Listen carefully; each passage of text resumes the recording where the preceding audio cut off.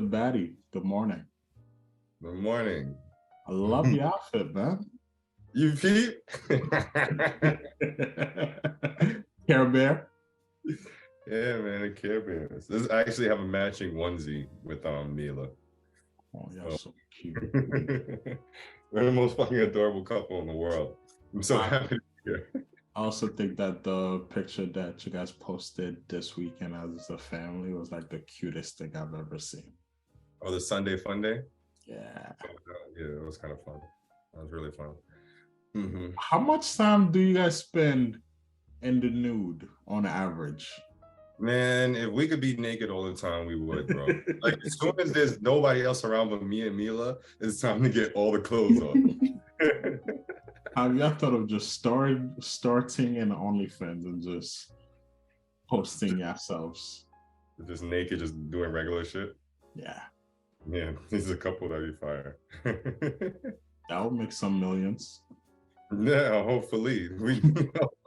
Some millions would be great. You quit podcasting forever? Probably. Well, not. I don't know. I don't know if I could quit listening to people forever. Do you have a price for you to walk away from podcasting? Yeah, I walk away for $900,000. Not even $1 million. I walk away. If that's the case, if you want to tell me to walk away from podcasting, you can give me $900K right now. I'm gone. Figure something out the fuck out. I think that's very low. It is very low. I think you're worth way more than $900K, man. How much you think I'm worth as a podcaster? I think you're up to the 10 millions, bro. I think not just the podcast that you have yourself, but the podcast that you produce, the live shows that you put on, and how you play behind the scenes, your editing, your show notes, and just your mind in general. You would need 10 million, not a one-time payment, but a recurring payment. And I still think you would say no. No, now you're making a good point. Podcasting is your creative outlet.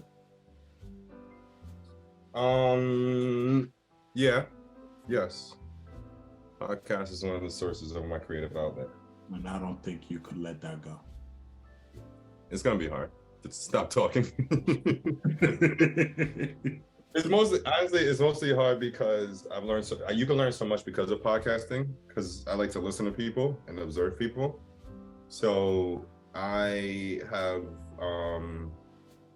enjoyed like taking in other people's knowledge, and I feel like I can really do that a lot easier during podcasting, because people are coming on to speak about what they know, and I'm a good listener, so I take everything they say in.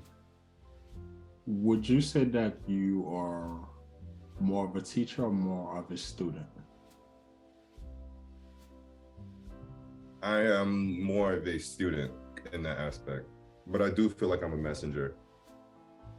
And so I'm just here to spread a word, spread a message, speak my own like perspective, and whoever it resonates with, and whoever can take from that, they can take from that, and whatever betterment can come from it can. What's the biggest lesson you've learned this year? That I can do it. That what? I think the biggest lesson I learned is that I can do it. You can do it. Yes, and I think I relearned that. So I think I relearned that. I think I kept getting anxiety over remembering how hard things were in like certain aspects of my life, and so it halts me and it kind of stops me sometimes from doing said action. Mm-hmm. And just relearning that I can do it. I don't have to be worried, or it's not as hard. And I think realizing that shit is not as hard, or anything that's hard or challenging, I can find out an easier way to do it, like I've always done. And so I don't have to really doubt myself. And so, as much of the bad bitch I am, anytime those moments come up where I feel like a little bit of a doubt, I relearn or I've relearned that it's not as bad, and I have the skills to figure things out or make them easier if I need them to. You do a very good job of affirming yourself to a degree that the common person does not. Yeah, I know. Who else do you look to for affirmation? Who else provide validation for you? I don't look to. Okay. Yeah, if people provide validation or comments or see something in me, that's great. Like you, for instance, feeling that I'm worth like tens of millions of dollars. Or I have friends that told me, you know, I should be podcasting, or they can see me podcasting. Like if other people want to validate me or see things in me, then I accept it. But I'm looking for the validation within myself. And whatever comes after that, it comes. And I'll joke around like, who, me? No, I'm not that. And things like that. But truly, honestly, the way I feel is I'm looking for my own validation.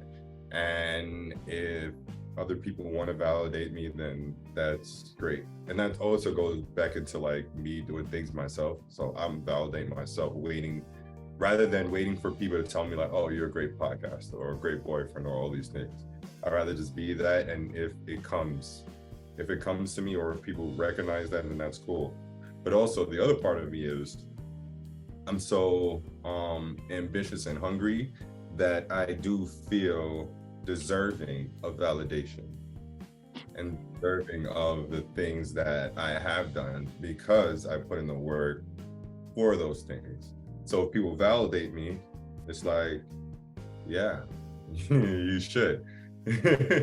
And also, I mean, of course, also thank you, but yeah, I am deserving of being validated. So I validate myself, and if other people validate me, then I'm deserving of that, because I know how hard I work for that. Good point. Do you consider yourself part of a village? Or do you consider yourself that you don't need a village to actually succeed, where you're self-sufficient enough? I do believe I'm a part of a village. I believe I'm part of a larger entity, which is everybody else in this world. I feel like we have all come from one single cell organism, and that DNA has spread out to everybody. So I do feel like you do need a tribe and a village. I just feel like I am the leader of the tribe. You're the leader of the tribe. Yeah. And how did you get to your leadership role? Was that given or was that taken? It was felt. It was felt. So more. Yeah. I feel like I'm a leader in a lot of aspects. And the messages I give and the conversations I have and the guidance that I try to provide to people, and also in how I listen and take on other people's perspective and aspects. Not a follower. I know that for sure.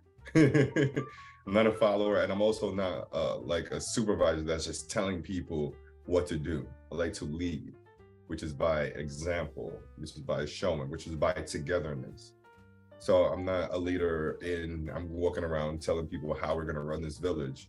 I'm leading by showing people how you can run a village, and how if you come over here, we can run a village, and how this village can be run very sufficient, and we can have a very strong tribe, right? That's how I feel like I'm a leader, by doing things that make people want to come over and follow and trust. Gotcha. So you're basically saying that you just possess leadership skills, and you're naturally engaging in it, and then it just happens. You just fall into that role because that's what you do. I believe I have those skills, but it's up to the people that decide to come and trust my leadership, to choose me to be a leader. So in my relationship, I'm a leader. Why? Because my partner trusts me to lead. My partner can come to me and say, hey, I need help in these parts of my life, and I need you to do it because I trust you to do that. And as a leader, I'm willing to take on that work. I'm not shying away from it. I'm not scared of taking on that work. I'm not fearful of leadership. So there's two parts of it. People have to trust you to be a leader, and you have to be willing to take on that role while also having the characteristics of it. Do you expect to be celebrated after a job well done? No. The job well done is a celebration. There's this conversation that I would like to have with you in regards to your transition from New York City to LA in terms of finances and how that may have impacted your confidence or your identity or even your livelihood, right? Yeah. When you left New York, you left everything behind, job, income, and etc., right? And now you moved to LA. Now I'm assuming now you're working and you're getting back your finances and you're getting into a position where you're making where you're back to earning income, right? During the time where your income was low or you were not earning, how did you process that?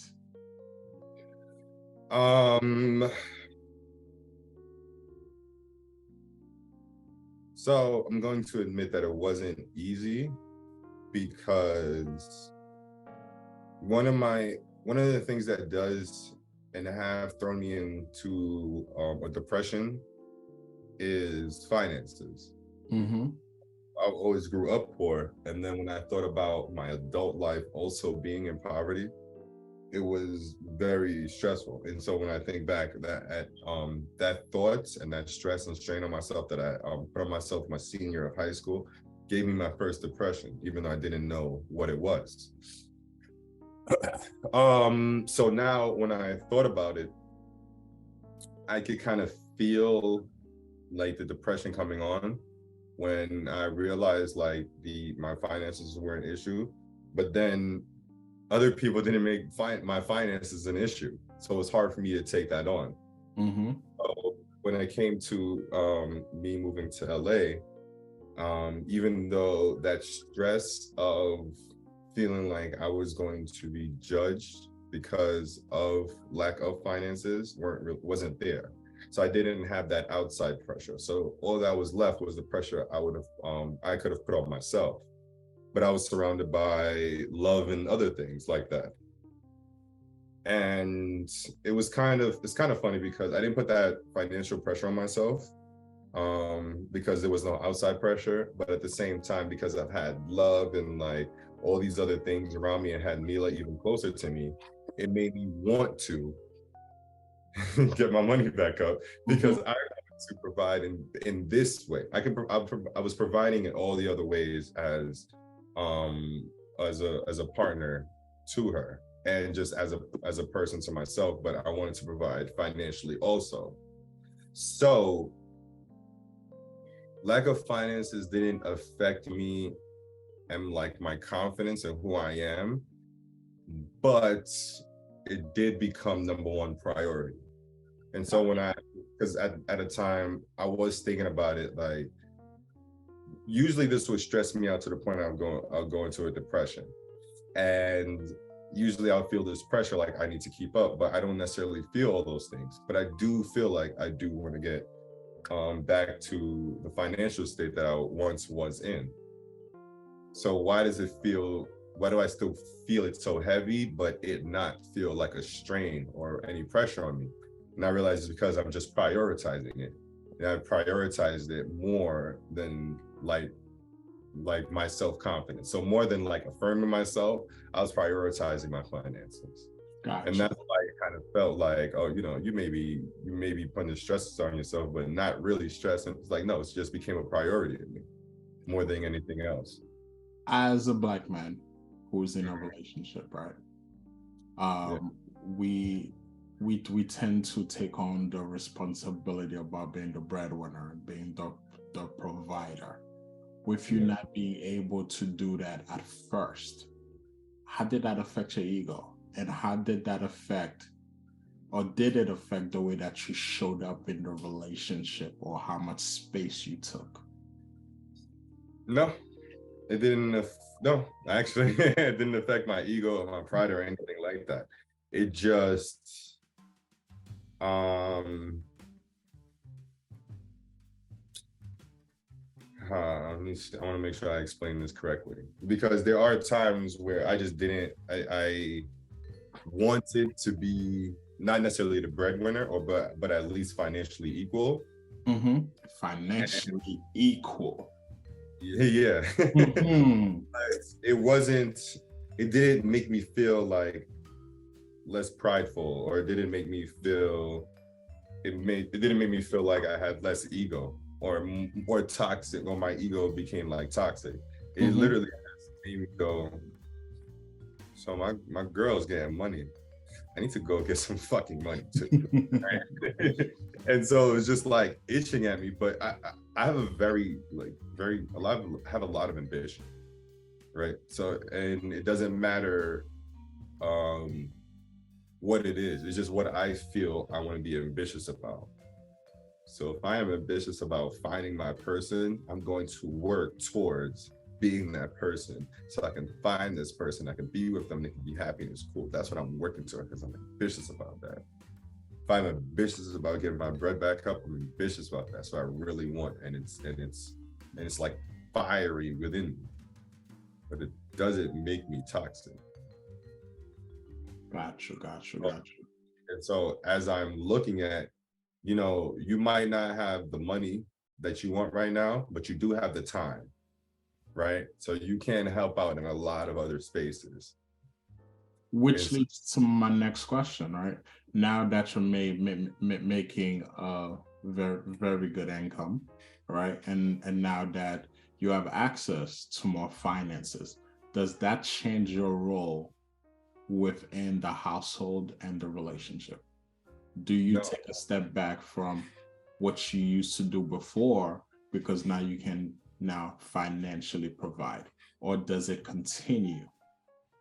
it continues, because I have to be consistent, because I already started something. And also, I mean, I can take a step back, be like, I gotta do other things, but no, I've already positioned myself in this space that did all these things that I didn't have the finance. And because I've worked towards this person that's so consistent and so loving and can handle all these things, now I have to do that. I put that on myself because of where I was at the time. And now I have to be consistent with that. As a couple, how often do you guys talk about finances? Have you been financially naked with your partner yet? Yeah.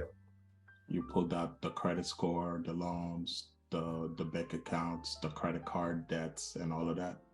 Yeah, we know each other's finances. We actually have each other's passwords. We could check anytime. Like we're really pretty much that open. How There's is that for you? Because most men struggle with those type of conversations because finances tend to be a very taboo topic in communities of color, something that we don't really talk about, right? So you coming into a new relationship, you moving into a new city, you moving away from living by yourself to now living with your partner and your child. How was that conversation? It was fine. Who initiated it? Um, I don't think it was like a one person initiating kind of thing. I think we just had the conversation. But the reason why I say it was fine is because when I initially uh was no longer with the MTA, and like I said, like other people didn't make me feel like that strain was there and that pressure was there. My finances became just as equal as everything else that I'm not strong at. So um it didn't exceed anything else. So let's say, for instance, I'm not good at changing diapers, right? Like I have a conversation as easily about changing diapers as I can about my finances. That's how I started viewing it. So because I was doing all of these other things also as a leader, as a boyfriend, as a husband, as a partner or whatever, my finances didn't become this huge strain or this hard topic to talk about because I'm making it up in so many other places that's so helpful. So I'm not a financial strain. I might not have it, but I'm also not a financial strain myself. Interesting. Yeah, so it became easier to talk about. Now I'm going to admit it's easier to talk about because of the person that I'm with and how open we are. So it's not like, oh, I'm just this kind of person. It's easy to talk about everything. I'm perfect. Yeah, we could talk about it. No, it's a mixture of me and the person that I'm with and how open we both are in this relationship and how comfortable we both are in this relationship. It's interesting to me that early on in your childhood, you've learned how to self-soothe because nobody else would soothe you. There was no co-regulation. So however you felt, however emotional you felt, whatever emotions that you're experiencing, it was your responsibility to make sense of it and to soothe it. Now as an adult, you have this innate ability to rationalize things and kind of soothe yourself around them so that it can be manageable. And that's exactly what you did with finances, right?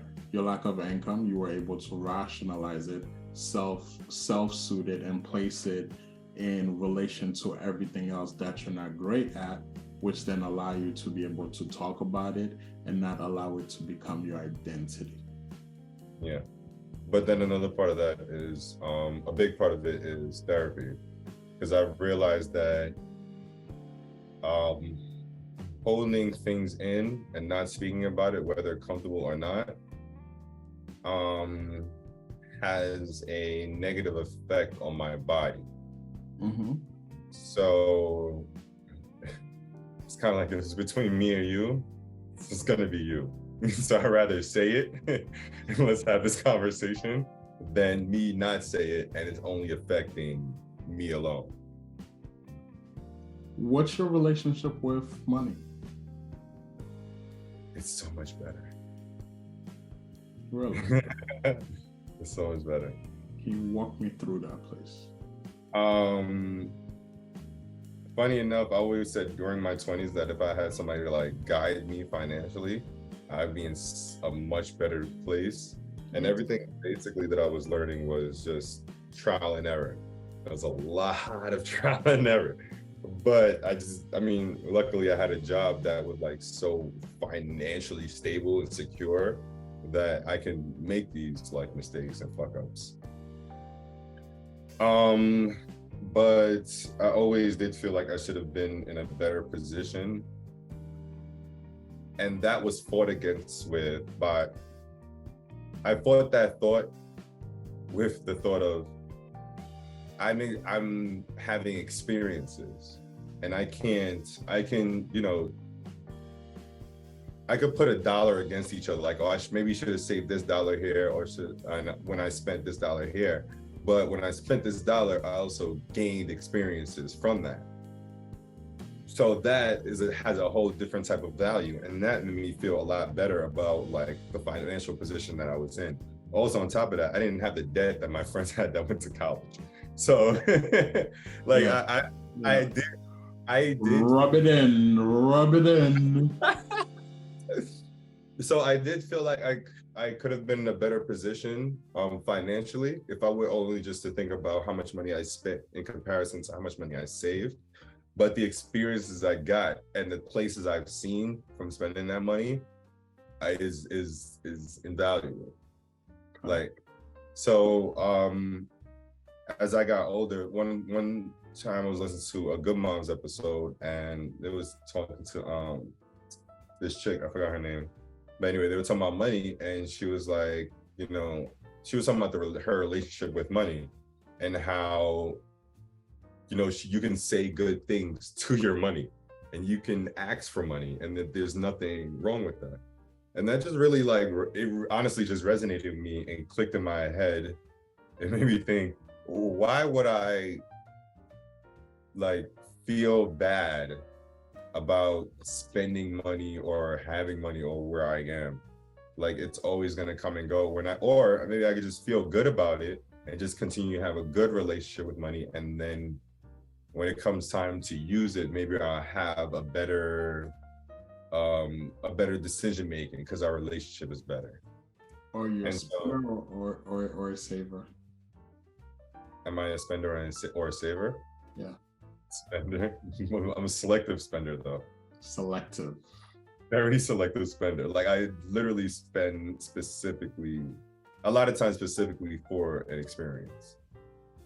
So other than like just necessities and things like that, and related things that I like, if I know it's an experience, then I'm gonna have, not necessarily something that's like I'm gonna make money from. It's like, you know what, I just might spend that money. I might spend that dollar.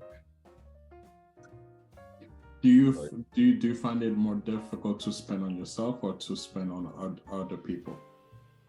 Other people. And if we're talking about just comparison to myself, then yeah, other people. So you prefer to spend on yourself? Yeah. Why do you think that is? Because I know exactly what I want. Mm-hmm. And now you're in a position where you can get it versus seeking others to get it for you. So you honor your wishes because you now have the finances to do so. Yeah. Don't even, not even looking forward to anybody. But do you see how this relates to where your dad was supposed to take you to buy sneakers? Mm-hmm. He failed you, so now you've learned not to fail yourself by giving yourself whatever it is that you desire. Yeah. Many sneakers you own? Huh? How many sneakers you own? Not a lot. I'm not really a sneaker person. Really? Yeah, I mean, I have a variety of sneakers. I do have a lot of sneakers. Yeah, I do have a good amount of sneakers, but you know, if I would say I'm a sneakerhead, not really. I just like what I like. Were you ever a sneakerhead as a teenager? No, I knew when sneakers were out. I was just never really pressed. To buy sneakers? I was more of a white uptowns person. What's that one thing that you would splurge on apart from experiences in terms of items? Car. Car? Automobiles. If I went through your closet, what would I see? What do you have too much of? Athleisure. Athleisure wear. Yeah, me too. Yeah. Then my dad fits. Yeah, I like to dress like I can go to the gym at any time. Exactly. They're very comfortable. Plus, I'm a dad. You know, that's yeah, exactly. So another thing I was thinking about when it comes to not only my dad, because if I at least had like my mom to look forward to, then I would be like, oh, you know, maybe I could have a little bit more dependency on people, right? And anytime, maybe I could have more dependency on people. But there are times like I wasn't even looking forward to like my mom, like being there for me. Even as much as I would tell her the times where I would go by like my dad's house and it was just me and like my stepmom, and I would come back and tell her like I don't want to go over there. She doesn't treat me good. And my mom would be like, you still have to go over because I have to get money from your dad. And it'd be like, this is the fucking worst. Yo. It's like I can't depend on either parent to look out for me. I've been told you that story about my stepmom and the like food she would give me, how she'd give me less food. Yes. Okay. Can you depend on Mila? Huh? You depend on Mila? I can depend on Mila. So you do ask for help? You ask for help? Yeah. Ask for help or for help. Willingly? Mm-hmm. Easily. No hesitation? Nope. Actually, my body will react to help her before I would even like think about it. You caught that? What? How you're so willing to help others automatically. It's like your body's pushing you to go help others, to be Yeah, present for others in the ways that they were not present for you in terms of your yeah. parents. And that's how I realized like I am that type of person because even when I don't necessarily think about it or actually want to be there for somebody, my body would react. Like Or when I actually care about somebody, my body would react to wanting to be there for that person. are you a people pleaser? I guess I used to be. You used to be. Yeah. What changed? I know exactly when it changed. Sure, please let me know. When you packed your shit and left, that's That when was you chose yourself. that was because yeah, that was just the breaking point. Yeah, that was just the last straw. It was like at this point, I just couldn't, yeah, that was, I don't know what it was, but it was just, I just can't anymore. I don't have any more space. I literally felt it in my body that I had no more space to please people. Do you say no often? I say now at this point, Mm-hmm. I say no as equally I say yes. I just exercise the option to say no if it's presented. Okay. So even if I don't have to say no, I probably will say no. And before that, before now, Before that, I would try to see how I could figure it out or overextend. how to show up for everybody else. Yeah, People pleaser. I know. I mean, I'd be thinking about those times where I had to where I where I was young and I didn't have anybody, and I was like, "Yo, who am I about to turn to?" Which is why my mother figure was so important. Like I remember the first time. I never told you about this one time I came home and I got into this fight with my mom, and how I ended up getting my first tattoo. Oh man, the story is great. So I had went out with my ex, right, Tiffany. We were celebrating like our 1 year anniversary, high school shit. And I got sent to summer school because I got into it with this like my English teacher, just because of this one incident. She sent me to summer school, and like the next day was like the last day of summer school. I breezed through it because I was already smart. I get home and my mom is waiting for me at the door. So we had like two doors. So it was like front door and then another door to get into the building. My mom is waiting in between both those doors with a fucking 2x4. Oh Lord. And so she's mad at me. I had just gotten into an argument with Tiffany, so I'm already tight coming home. I already know I'm about to come home because all summer we've been arguing. Basically, she's been beating my ass like basically all summer. So I'm like, fuck, I gotta come home to this. So I see her with the 2x4. So I'm like, all right. We get into an argument, and then she hits me with it like on my pocket and breaks my phone. So I'm trying to like walk into the house like this is mad unnecessary. And she hits me over the head with a 2x4 like right here, right in my head, right over my eyebrow. So I end up having a knot right there. I was so tight. So I get into the crib and like she's arguing with me, but we end up stop arguing. So I'm sitting down, eating my food, put my dish in the sink. She's like, you didn't wash the dish. So I go back, wash the dishes, right? So I'm sitting down in the kitchen and she's like, you didn't wash it properly. So she starts like washing dishes. So I mumbled something under my breath because I was tight. She turns around and takes like a bowl of water and splashes it in my face. So I'm sitting there like, yep, just reached the breaking point. So I went to the bathroom and I filled like a cup of water and I splashed it back on my mom's face. So anyway, we ended up fighting on this wet ass fucking kitchen floor. So, but I'm not like fist fighting my mom. Like I'm trying to grab her and just like push her off of me. And then she picks up a knife. Oh. And she cuts me on my forearm. I remember I actually still have like the mark, but it's like it's like faded now. But I remember she cut me with that knife down all the way to my bone because I remember I felt it touch my bone. And I looked down and I looked down and I was like, you really cut me. But she put the knife back into the holder and picked up a spoon and went, no, I didn't. It's a good time. So then and so I end up trying to like grab the spoon from her because she ended up trying to hit me with the spoon. And as we're both like fighting over the spoon, she bites me on the same forearm that she cut me on. I had this big ass mark that finally faded away. Actually, I got a tattoo over it. So I got this Cheshire cat. She bites me on the forearm, and I was like, you know what? I'm gonna have to do something about this.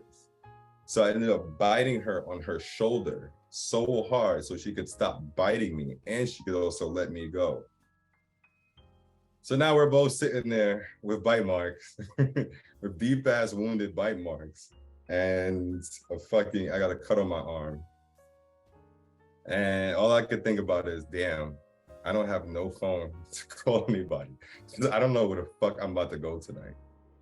So I end up sitting there in the middle of the two doors and waited until she finally eventually, my neighbor came home so I could call my dad.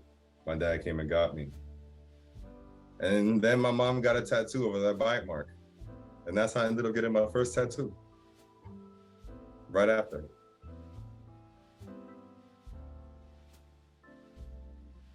That's heavy, man. No. And now I use my tattoos as a reminder of who I am. Ugh. And all my tattoos have meaning. So anytime I get into like this really depressive mode, I'll just get like I'll get naked and just look in the mirror and look at all these different meanings of my body. And they help me on my depression. How old were you? I had to be about 16, 17, probably 17. Jesus. I just wonder, like, what demons was she fighting herself? Yeah, same. Guess we'll never know.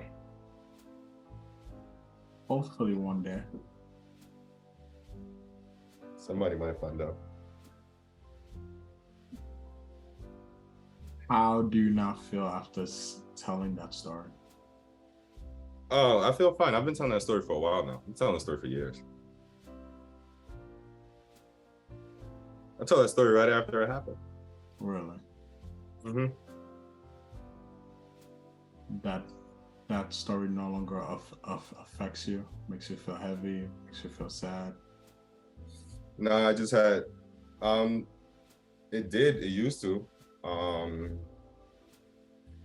I think my body just had a disconnect from my parents. So there's just certain things that it didn't like stick.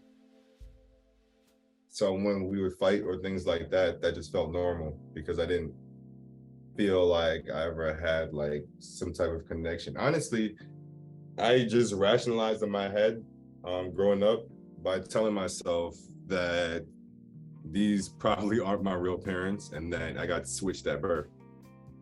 Rationalize your problems again to self-soothe. Yeah, when I was younger, I used to do that. That's why I used to watch a lot of Fresh Prince of Bel-Air. I was like, Will Smith just might be my dad. Because people used to tell me I looked like Will Smith when I was younger.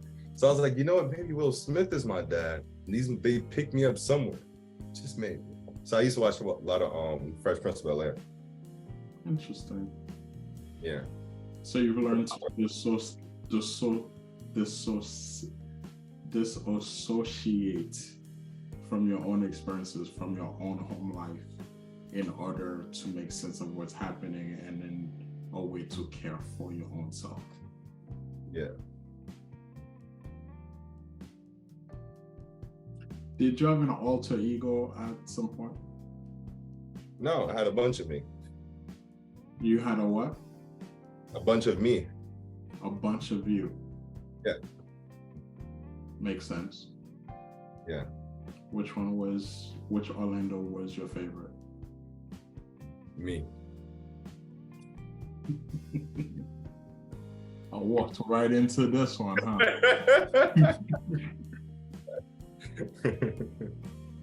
All right.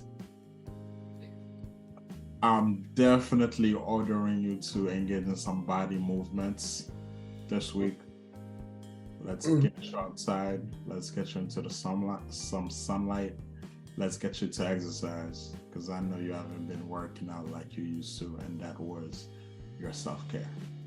Yeah. Oh man. Yeah. Let's get back to that, Ken. Yeah. I'll find the time. You'll make the time. I'll make the time. Okay. Do you journal? What do you think this is? Overrated. Fair enough. Last question for you. Yeah. What are 3 things that Orlando needs to feel loved by Orlando? Orlando, the future, and Milo. Okay. So I'm good, but let's make these things more practical with an action step. Okay. What are 3 things that Orlando can do for Orlando to make Orlando feel more loved this week? Okay. Go to the gym. Orlando will go to the gym. Be myself. You are And yourself every day. huh? You are yourself every day. I can't wait to be myself tomorrow. Okay. Continue to be authentic. There you go. And diet change. Orlando will focus on eating better. Focus on eating more fruit. More fruits.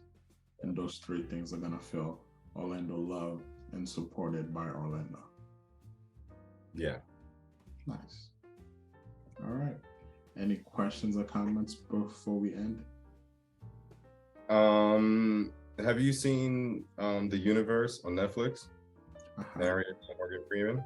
I have had 0 time to do anything that's leisure based. Should I be watching that? Not many shows I have to watch, but I got Your Honor that I'm on.